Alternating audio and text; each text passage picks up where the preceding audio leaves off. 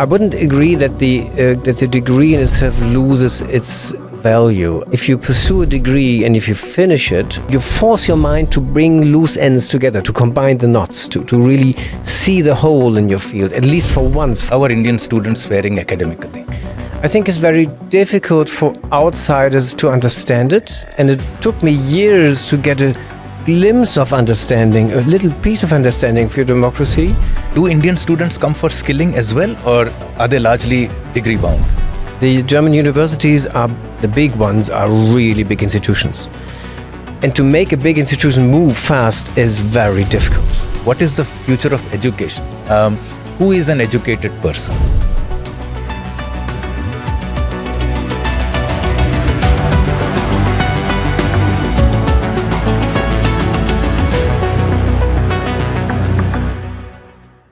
Namaste and welcome to the Rising India podcast. Our guest today has travelled 5,777 kilometers to get here. He is the Managing Director of the Hertie School, a private university in Berlin. He also teaches leadership, governance and management of cultural institutions at the University of Zurich and at the Accademia Teatro alla Scala in Milan. When not busy with leadership and business, he plays the viola and piano. He claims to be a cook, though I need to test it when I visit Berlin next. Welcome to the Observer Research Foundation, Dr. Axel Baisch. Thank you for joining us on the Rising India podcast. Thank you very much for having me. So since 2018, you've been a regular traveler to India. You've been coming twice a year since then. So the first question is, what brings you to India so often? What brings me to India in the first place in 2018 was the fact when I went into our school, I was there just 1.5 years newly as a managing director and looking around the students in Berlin. And I met 1 or 2 Indian students and I asked them, how did you come here? How did you find us? And they found us through partnerships in New York or on a website with GIZ, German Development Agency, and others. And then at the same time, Arjuna Padurai, a very famous anthropologist from Mumbai, having taught in New York and came to Berlin and to our school for 2 years, we got into conversations, showed us, why don't you come with me and I show you my India in 2018 in Mumbai. And then I went there for the very first time, and I wanted to get to know the public policy and democracy space in India. And having seen this for the very first time, unfortunately, I haven't been in India before. I've been in China before and traveled to the US and everything, but haven't been in India before. I was quite struck with this enormous complexity and agility and movement in the public policy space, also in higher education, opening up new institutes, new courses, new private universities, etc., etc. And ever since then, I started returning and learning what is evolving in India and possibly bringing 1 or 2 ideas we are having as a governance school from Europe, from Germany to India. And there has been establishing a good connection with some now 30 plus institutions. And if you want to keep it alive, I think you should be so respectful to travel and show your interest.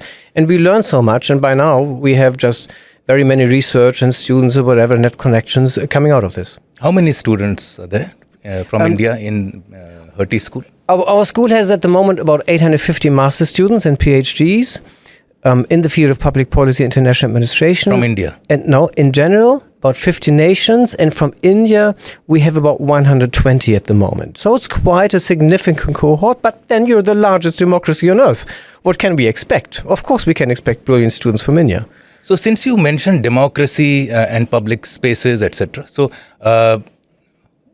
and the whole West is finger pointing at India. It's an imperfect democracy. It's not a democracy. It's an authoritarian democracy, etc. These are the label mongerings that are going on in the West. What is your opinion of India's democracy?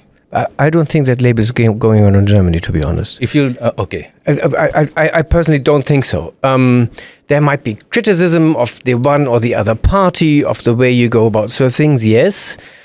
But my opinion, democracy is a very lively democracy, very complex given the size of the country and the very many different levels and the different states and different systems and different political systems within one nation, ranging from the very left to the very right within the whole nation, different states.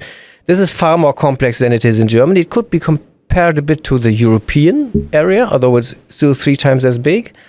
So I would see, and then of course a big difference is that you have, at least in my view, those grassroots and advocacy and strong activism movements, which are not necessarily yet connected to many Indian political parties, but besides them, and very active, very successfully so, because they are not connected. They want to make their cause, and this is a bit different in Germany. This has changed. You know, the Greens, for example, our political party now in government with Robert Habeck and Annalena Baerbock, they do come out of those movements, but since 20, 30 years ago.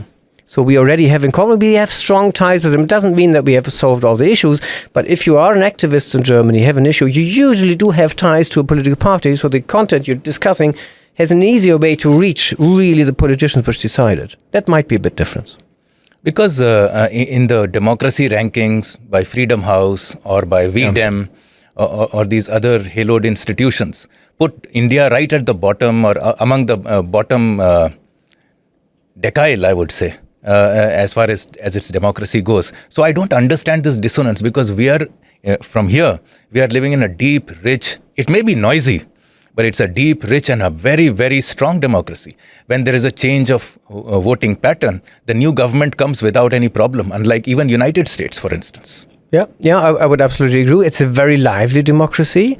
I think it's very difficult for outsiders to understand it. And it took me years to get a glimpse of understanding, a little piece of understanding for democracy, including the relations between the states and the national government, and then the states, what you call them states, right? That's right. That's right. The states and the local governments. And I mean, it's not easy. And then, of course, the strength of your bureaucracy, this extremely well-educated high civil service, you call it. We don't have it like this. We have it very different in Germany. But to my understanding, it's a very solid ground. It's very lively, and it will move forward, and it will change sides, which is fine. That's part of democracy, as long as you stay on the way and don't lose the orientation, which you don't, I think. So in the past 6 years, there has been a lot of expressions of democracy and development going hand in hand. How do you see, when you first came in 2018 and now in 2024, do you see as an outsider any visible change in India? Well, I see, if I concentrate on the field of, let's say, higher education and public policy and democracy, I see a big change. Or I see a strong development. When I came first in 2018, I was one of the first institutes I met was, of course, Tata Institute for Social Studies in Mumbai, and then the Jindal School, because we're a private university. We went to a private university in Sonipat and got to know them in the International Government Center, and etc. And that was about to evolve. And when I look back, for example, for the Jindal University, the OP Jindal University, right now, how many schools they have developed and how many other schools have gotten into the field of public policy. I remember when I was at the Indian School of Business in Chandigarh, they had the Bharti Institute there. That was already quite moved forward, but now yesterday I was at the IIT Delhi, the Public Policy School, which was founded, and the MPP was only founded in 2021, so very, very recently. The first two cohorts, small cohorts batches, now left the school. So lots of things have taken off on that side, because obviously there's the need to professionalize, to ever more bring in this thought of evidence-based policy to really evaluate professionally where we are. And given that you're such a large country, you need so many professionals around the parliamentarians in the states and the federal level. I mean, there's a lot to do, and I think there is a lot going on. So you've been managing director since 2017, but you've been in the education field for longer. And Indians have been going. Today, there are about 50,000 Indian students in Germany in total. Has their profile changed in front of your eyes, in your experience? I wouldn't say that that has changed, but it has grown strongly. You know, the biggest groups from higher education areas which come to Germany are from the STEM subjects, engineering, maths, etc. Understandably so. This is something Germany stands for as an export nation, very much innovation and research and technology and Max Planck and Helmholtz institutes and all those things. So this has been grown proportionally with those numbers you're seeing. Some new fields have opened up, more the social sciences. That's due to two reasons. One is that if you study in Germany since a few years in the masters especially, but also now in the bachelors, which is not relevant for Indian students at the moment, it's more and more taught in English. Has been taught purely in German for a very long time. When I studied, it was only taught in German, all those subjects, and that has now changed due to international faculty coming, rightly so, enriching us, and so also having international students coming. So that some more subjects opened up. I have been working at a business school, one of the few 9 private universities in Germany before, which had a very strong, in Leipzig, which had a very strong connection to the IIMs in India, fortunately, to 6 IIMs. And so we received brilliant Indian students. But this has been going back to 2014 already. And I guess since the community now grows much more, they do feel a bit easier more at home. And Germans and other international students are more used to having Indian students around them, because at the beginning it was a bit like, who are you? Where are you coming from? Then somebody said, I'm coming from Mumbai. And then Mumbai, okay, Mumbai what? Now, if you've met now 3 or 4 or 5 coming from Pune, Mumbai and Bangalore and going around, and you get more a sense of it. And this is true for, if it's not only 5,000 but 50,000 students in Germany, it's true for whole Germany. It's still a long way to go, but it has changed. So how easy or how difficult is it for an average Indian to assimilate into German culture? Well, that is a very difficult question. What is an average Indian? I don't know, but that's from the student profiles. I wouldn't call an average Indian, but among the students that are there and whom you have interacted with, or some of who you may even know, is Germany an easy place to negotiate? I think Germany makes many things easy except for one, which is the arrival and dealing with the bureaucracy. Because the bureaucracy is maybe also a little bit here in India, is still sometimes very administratively driven, Germany driven. And you have to fill out the forms and stuff. And they are not easy to understand, and there are deadlines and stuff. And so this is maybe for an Indian student, as for other students from other countries, quite a trick to get through. But if you then, and of course universities can assist, can support, can help, that's what we do. Then it's pretty easy, I guess, especially if you're in the larger cities, because Germany has changed so tremendously in getting ever more international colleagues in, that the communities are so open, the younger people are opener than ever. All this social media worldwide, you see you read the Jerusalem Post as good as you read the New York Times, and all save on your mobile. So you just know what's going on. You get a sense. You can read the Hindu if you want to, if you have the app, and you take it down and you get one-on-one information from India in Germany. So this is ongoing, and this is growing. I mean, there are two things which our students grapple with. The first time is sometimes they dance when they see it. It's the snow, the cold. We had students who just arrived from India, I think from South India, and I saw it once, and it was starting to snow outside in November. It was very early. And they looked out and they said, I can't believe, what is this? And they ran out and they started dancing in the snow. They'd never seen snow before. So, but it can also be cold and can also be dark. So what we did is, when we saw this in October, November, it really gets a bit dark, and sun doesn't stay up that long, we switched on all the lights in the university, lit on purpose. Although it costs a bit of electricity, but it makes people, especially from the southern part of the globe, much more warmer and more comfortable. We're a bit used to it. Have a small candlelight and all the lights off, and this Gemütlichkeit, this German Gemütlichkeit, this is a very special thing. Sweden evermore, only candlelights in the whole house, but it doesn't give a lot of light. So lights and temperature is something you get used to. But otherwise, you can just... Seems quite formidable. Forget South, even from Delhi, to live in, to imagine a world which is dark in the day. Well, is very difficult. In the winter, it's maybe only 6-7 hours light. I mean, that is not a lot, and the sun is not so high. So light is not so intense. It's more colorful, but it's not so intense. So, you get used to it. But then there are very beautiful other things you can do. And our experience, the Indian students love the openness and the cultural and the liberty and the almost safety also and everything around. So that's fine. How are they doing academically? Not just in your institution, in Germany generally. How are Indian students faring academically? Well, of course, I can't speak for all of them, but those I've got to know, and from colleagues I hear, they're usually excellent trained. They have a different way of approaching deadlines. They make the deadlines very often, but like just in time. And they start late and then excel. And maybe the form is not so proper always, but the content is great. So that's something they then tend to learn from German or other European more students, that you start a bit earlier and you organize yourself a bit earlier, and you don't only start like at, let's say, 8 o'clock the day before you have to hand in the paper. Since you've got the other 4 weeks, you just had a good time doing other things. That is something we have to adjust, but content-wise, they're brilliant. Being the business school where I worked at, they were always overshooting. All the average scores way up on the top, and also in our classes here at the Hertie School, they bring in so much different perspective and knowledge. They're so well trained very often, especially in economics, stats, data, clear thinking. If they combine it with some other virtues we have in Europe, it's sheer unbeatable. I was going to ask you that question, in fact. So what is this value that Indian students bring? What is there something unique that they bring to the university? Absolutely. Because what they get from there is an international students and a different education system.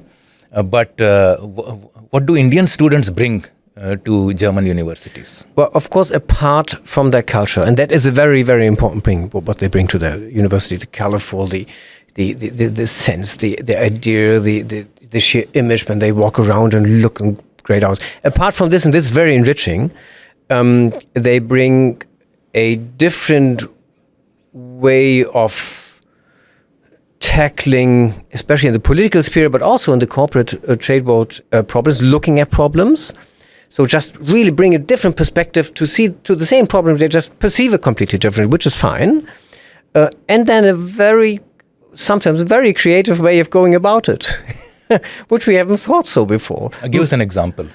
Oh, I really can't give you pure examples to it, but it's just they have a very different approach at looking at certain problems. I'm sorry, but I don't have an example right in front of me. But I always hear from our faculty and from other students, it's at the beginning, it's a bit puzzling. They ask questions, but say, why do you ask this? But then it's because we don't understand their background sometimes. And that's, of course, very valuable that we tend to understand, that's the classroom learning, that's why do they ask those questions? Because there's a reason why they ask those questions. And sometimes we take things for granted in Europe, which are not granted. And we take prerequisites where we say, okay, that's probably there. And they say, no, it's not there. It's just, we have to think about it first and then introduce it into the matter. So this is very helpful. It opens eyes. But I think it's both ways, probably. It's not and what do most of them do after graduating? At the moment, we talk about only at the moment a total group of 200, of which are about 110 have graduated. Maybe we only talk a few years when they've been coming to us. And out of those 110, about 65 are still in Berlin. So they obviously like it in Berlin, not only in Germany, but Berlin being the most international city, I would say, a mixed city in Germany, not as big as any Indian cities, only 4 million, but those 4 million are quite a formidable size for Germany.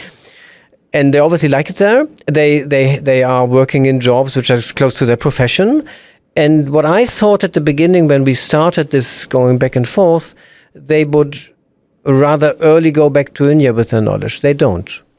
And they're very similar, for example, with the Italian students who come to us, who want to stay with us, be it in Berlin, Germany, Brussels, first some years, gather outside of Italy or India experience in the working field, also growing their network, getting new connections, staying with their friends, etc. And then maybe after 4, 5, 6 years, go back as a bit more senior level to Indian or Italian institutions. It's quite similar here. That's almost like, given that there are 50,000 students and about 200,000 Indians in Germany, it's a good foreign policy tool. for engagement between Germany and absolutely. India. Yeah, but it takes a bit of time. And if you put the 50,000 into perspective, we have in Germany 3 million students. It's not a large number according to India, but it's 3 million out of a population of 84 or 83. And those 3 million, out of those 3 million students, roughly half a million are international students. So 2.5 non-internationals, Germans, 500,000 international. And out of that, a tenth, again, is Indian. So to put it into relation. And then India, if you look at it, the sheer numbers, 1.3, 1.4 billion. I mean, there's a reason why there's so many Indians. Yeah? Well, rightly so. Okay. So Germany, there is an not alternative, but an optional that every young person need not go to the university to get a degree, a postgraduate, a PhD. No. There is a huge and a very sophisticated and very well developed, rigorous skilling industry, skilling education industry in Germany. And India is now it is still looking around how to engage with skilling and convert skilling into a profitable post-education experience. There is a lot to be done. Do Indian students come for skilling as well, or are they largely degree bound? As to my knowledge, they are until now largely degree bound. But I know the German government and the German industries are heavily looking and really deeply interested to get more students for skilling. How do you differentiate between skilling and we call degree, and what is the outcome that happens after that in terms of employability? Okay.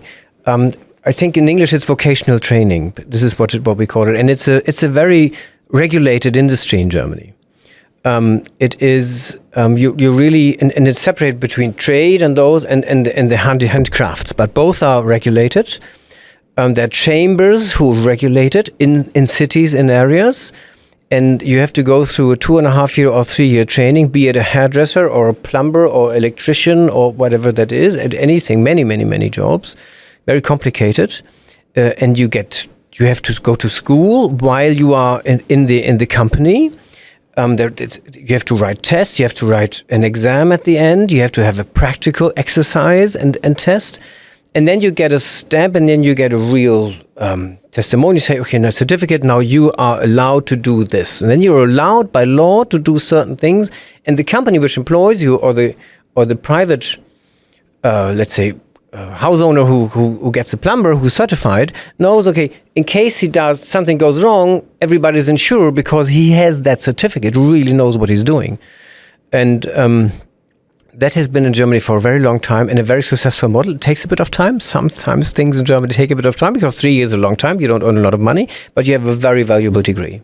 But 3 years is also for a degree, or there is a 4-year degree. So the time spent on educating yourself remains the same. Except that when you step out of a skilled vocation. You're actually directly in the profession. Yes. Yeah, you're actually, and we say Handwerk hat goldenen Boden. That's a very, very famous saying in Germany. In English, it's about like handcraft has a golden floor.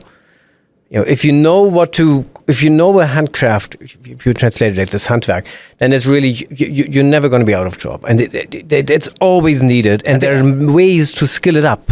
To have to be the master of the handcraft, or even to do higher education on that. And that is, of course, the most valuable thing. If you really know the handcraft and then go higher education and study it, that's the ultimate. So is it also a fact that on an average, a vocational professional makes more money than a degree professional? Well, in the first 10 years, definitely, because it starts way earlier. You can start learning a degree, a vocational, like from 16 years onwards. In Germany, starting to study, you start usually at 18, 19. So there's 3 years up front, and then you earn a bit more, and the study takes longer. In the end, it might be the same or a bit more, depending on where your degree, higher education takes you. That's never a given. But in the handcraft and in the vocational training, you very surely know where it's going to be. And if you keep on skilling, you definitely earn a lot of money. And you can easily found your own company, very easily. So new questions are now arising around the return on investment on education, be it skilling or be it academia. And there is, of course, the narrative is driven by America, that by the time a student steps out, he or she is in debt, that he or she is unable to often pay off. So this whole thing about return on return on investment made in a field called education seems to be falling. There seems to be some cynicism, some skepticism around it, and yet as a globe we are moving towards knowledge society, one country after another. Do you see this conflict somewhere, that you have an educated person who's not getting a job while a common sense person can get around, or a vocational person can get around? So the money that you spend on educating yourself doesn't make for the kind of return you would get. I understand that from the US perspective, and I think in India it's a different perspective, because you have so many young people coming into the workforce and leaving universities, and it's probably difficult for a country of that size even to provide as many good jobs as you would need to provide in order to the yearly, 1.4 million or something, people who leave universities expect to get a good job. Now in Germany the situation is very different for two parts. One is not different from India, is the good public education at universities is for free, it's free of tuition. For international students and for national students. Not to the 8-9 private universities, but to the 110 large and very well, Munich, Heidelberg, Frankfurt, Stuttgart, Hamburg, Berlin, they're all free of tuition. So the return on investment is not so much the question, because what did you invest? You invest your time, yes. You invest the cost of living, yes. Sometimes you stay with the parents, sometimes you don't. So it costs you anything. So for Germany, the question is redundant. It doesn't apply. And the second point, sorry, Gautam, to add, is we have a big need of skilled labor, both on vocational and higher. So like my children, who are now 20 and 23, studying sociology and philosophy and economics, and that's desperately a study program which you would have chosen like 20 years ago, because it was so jolly. What are you going to do? Drive a taxi or what? I mean, that was the question we had 30, 40 years ago in Germany, because we had so much, my generation, but so many people. And that's completely different now. First of all, the job market are much more open to those people who can think larger than just straightforward. And we are in need of skilled people, heavily. Because my generation, born 65, and the next 5 to 10 years, very many skilled people, the Generation X and baby boomers, will leave the job market, and there are not enough people to substitute. So you are saying that there are several jobs waiting for people who have the qualifications and wish to work. Absolutely. In the same breath, I read about recession in Germany. Yeah. And there is job despite recession, or is a little confusing to understand. It's a little confusing, but you have to, I think, and understand two things. First of all, where are the jobs? Sometimes you have to be mobile to take up a job, and some people don't want to be mobile. I understand that. And then in certain areas, in certain fields, there are also lots of jobs which are on the sort of list, which are not high-skilled labor, but still to be filled. You know? And so there is a mismatch, unfortunately. We still have very many, places of job offers which are not filled. And at the same time, we have quite a lot of people who look for a job who don't find it. And it's because of mobility sometimes, because of skilling. But anybody who is skilled and a bit willing to move across, and we're not talking long distances in Germany, right? But still, it feels like a long distance. If you go from northern Germany to southern Germany, it's different cultures, like from going from Delhi to Bangalore. It's not 3,000 kilometers, but only 500, but still, it feels very different. And that's not easy for some people to do. And this is why there is a recession, unfortunately. Yes, nobody had hoped it would be one. I'm pretty confident that the next year it will turn around. I think the coalition has set up good laws in order to make it, but they have communicated it partly not in a professional way, not in a way that the people really understand it. And then they have partly also, once they have gone through with the discussion of a certain law, and started immediately after, when they have that agreement on it, criticizing it again themselves. And that's, of course, giving great confusion, and lots of in economy is psychology, and that's if you're not sure where someone's heading, it's not a good situation, unfortunately. So that's why we are the situation we are right now, which is not good. Yeah. So are German universities evolving with the time? How do you see the future of German universities, say in 10 years, in 25 years? Or compared to what they were 10 years ago or 25 years ago. There have been phenomenal global changes in knowledge. Suddenly, new fields have come out, artificial intelligence, robotics. Yeah. And I'm saying they were always there. but they have mushroomed. They are scaling up today. So have universities kept pace? Have they been able to update their syllabus, make their students ready for this new world that is emerging? Semiconductors, neurosciences, biological fields. The answer is yes and no. I think there's more yes than no, but it took some time. The German universities the big ones are really big institutions. And to make a big institution move fast is very difficult due to the many commissions and people you have to talk to and all this governance aspects, rightly so that they are. So in the 80s and 90s, we didn't see that much movement as we should have seen probably. After the 2000s, especially the last 20 years, we see a lot of movement even within the big universities, much more internationalization, teaching much smaller group, reforming curricula, get into new ideas. And once those big universities really take up a new issue and really deal with it, they have a lot of power to do it and a lot of profession. And this now comes into play. Not everybody does it, obviously. There is, we say, Spreu trennt sich vom Weizen, but some are obviously faster movers than others. We have those excellence initiatives, we call it, in Germany, where universities are awarded if they have come up with very, very, very excellent, good research ideas or new grants, challenges, ideas we see in the society, etc. This is partly successful, I would say. Lots of federal money involved. Makes the move, but it's not only money which makes the move, it's also modeled somewhere else. This even we have this introduction of private universities in Germany in the years 2000s, which also made them maybe move and rethink a little bit. All in all, I would say lots of things are moving now, and once they get moving, they really keep on moving. But sometimes in Germany, things take a little longer, and that's understandable. And it took a little longer. Which you mentioned right in your first breath itself, that it's a highly bureaucratic institution. So wherever there is bureaucracy, it will take time. It just took some time. My question is that, apart from robotics, I find Germany is not on the cutting. In robotics, I think Germany is up there. But in the other fields, semiconductors or in artificial intelligence, I think America has suddenly over the past 5 years taken lead. Is Germany lagging the curve? Usually Germany is known for its stupendous engineering. Well, I'm really not the best professional, I think, to talk about this, but in my sense, the depth of innovation and research technology and engineering is still there. But of course there are fields like, if you just got to look at Silicon Valley, I mean, who can copy this one, right? We have parts of those now. Let's say artificial intelligence and neuroscience, for example, in southern Germany, very heavily invested.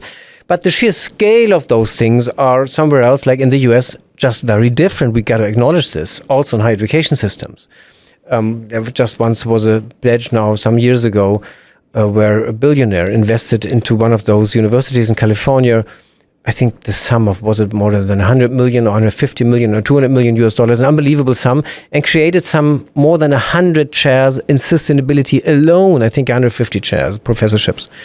That's an unheard of move, of course, right? We are happy if we found like 5 to 10 chairs at the same time in Germany. So the sheer scale is different. There got to be different outcomes, but still it's engineering heavy. Could it be that over-regulation in the university, in the education field, as it is there in industry?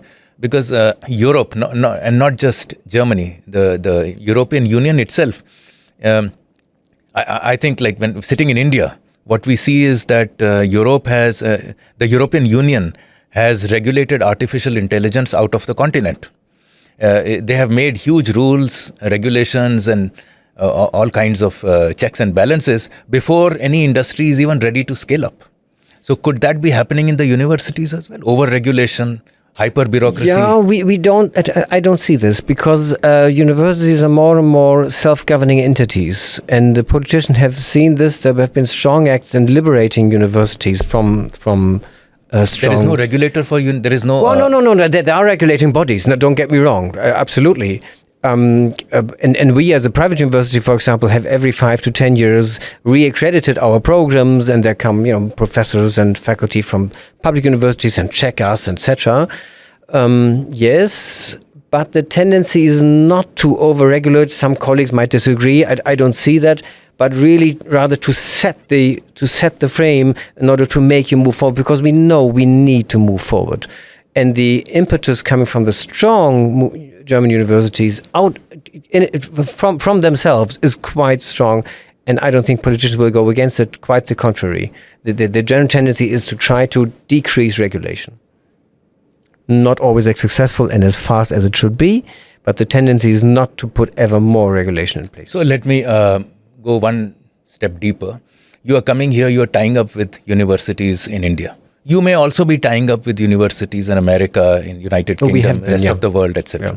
So the approach in, say, America would be different from the approach to education in Germany, which would be different from the approach of India. So is there a cross-fertilization among in the knowledge sphere, the way it is happening in the rest of the economy? Yes, there is, especially in the field of research, because that is that's really dominated, as far as I understand, by the content, by the research idea, by the people who drive this. And we have now established some still young, but some research collaborations with Indian universities, as we have with we have 2 Indian professors in our school who just won by competition the post we had offers. We have 35 faculty, and 2 of them are now from India. But that was rather by chance. Maybe it was also because we're now known in India, so that Indian applied. But we have also many faculty from the US and others, and the research collaborations go back and forth. And I don't see a big difference as long as the topics are fitting together and the personal interaction does make sense. Now, of course, India is very far away. You must not forget that. I mean, if you fly to London or so Manchester, UK. Yes, so is America. That's true. But the 2 countries have been ever much closer for at least 50, 80 years. And that makes a difference. And the common understanding, not talking about the Hollywood movies coming to Germany back and forth and everything, all the cultural exchange was much stronger than has been with India. And that plays a role. And I think there's a thing to catch up. That it will need time.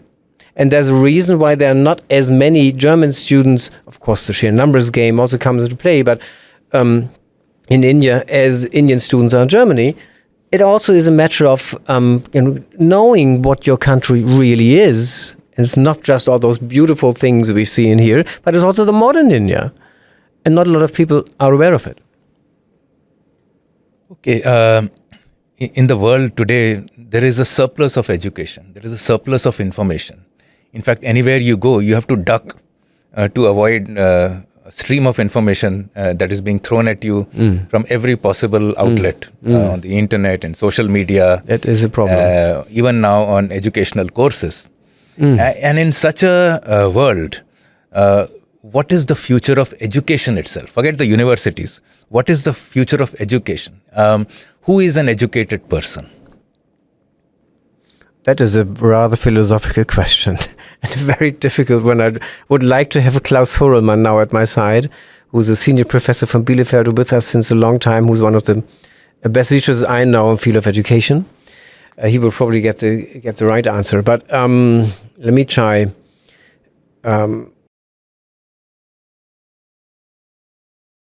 Well, this ever more complex world does require education, and for education, it is needed that you understand complex systems. I think there's no such thing that you just do not have to get deeply into certain subjects in order to literally understand it. But then that's probably not enough anymore, because we're so interconnected. That's a simple thing to say. We all know this, but that's the common experience to really understand how others live and work and on which ground educated theories fall in their very realm. That will probably be also very much needed to understand much more than we needed like 50 years ago. Because I'm a lawyer trained in Germany, but was very much trained in German law. Maybe a bit of European law came in, but say, well, that's Bristol, that'll be coming later. And that is, of course, completely changed. And that's only the very German rigorous law field, let alone all the other sciences. So it's much more opening up. it seems to be getting a bit more complicated, to be honest. See, much more colorful. That's the positive side, I would say, and opens up much more areas of where you want to get into or where you want to do research and teach. Yeah, as a person who works in the ideas industry, I'm talking about myself. I began with economics. I found it to be inadequate to understand the political economy, and therefore I had to read politics. I found that to be inadequate, so I had to study law to understand the nuances of regulation, the nuances of lawmaking, the nuances of policy change that is directed through legal instruments. And now, having done that, I'm finding myself helpless before this new animal called geopolitics. Another new animal is called technology.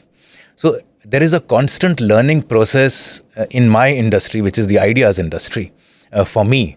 And I don't know how my degree in economics, it made me start. That's okay. But it's nowhere, it's not irrelevant. No, not at all. But it's inadequate. It's a necessary but not a sufficient condition to negotiate the 2024 onwards. Absolutely. Not anymore, I would agree. This has really changed from 40, 50 years ago, that once you had a degree and you entered the job market and you could work with your degree more or less until the end you went to retirement, more or less.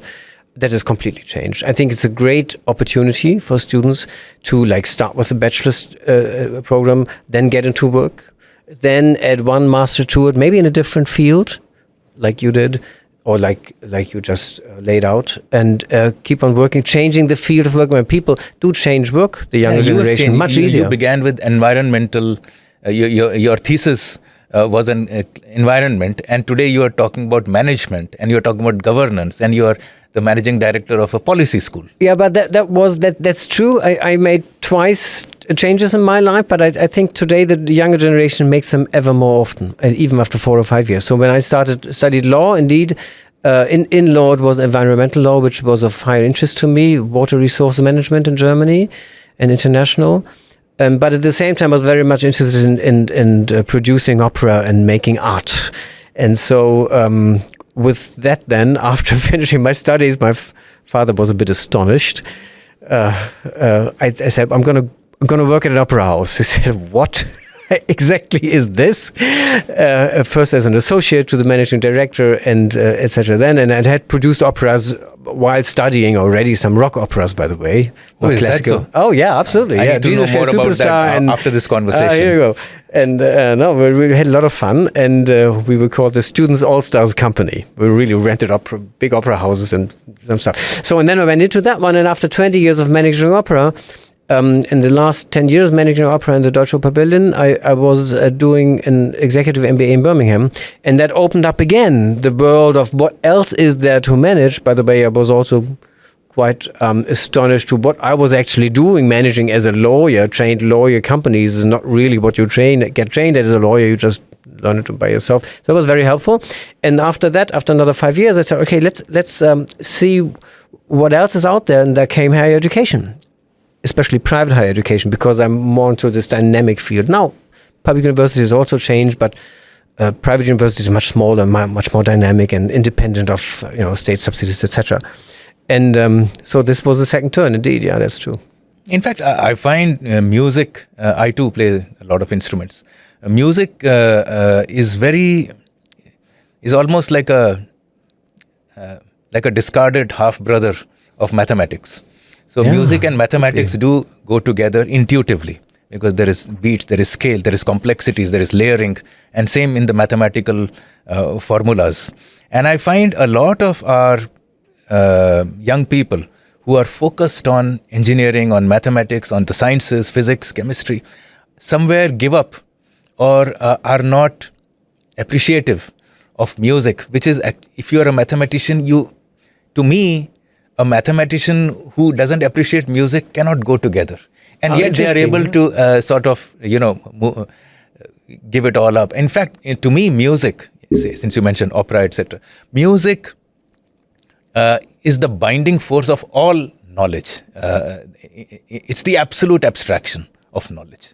It is created and it is killed at the same moment. It is born and dies in the moment of that note.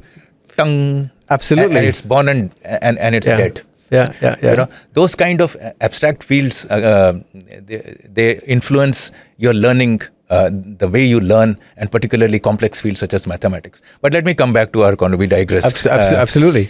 Who is an educated person today in 2024? Who will be an educated person in 2030? What would an educated person look like in 2050? Probably having studied more than one subject within his, let's say, 30, 40 years of life. Definitely having experienced one or two different professions. And it can be small deviations, but different ways of looking at one profession or even two different professions. Possibly also having at least some international exposure, be it online to others, definitely within his or her country.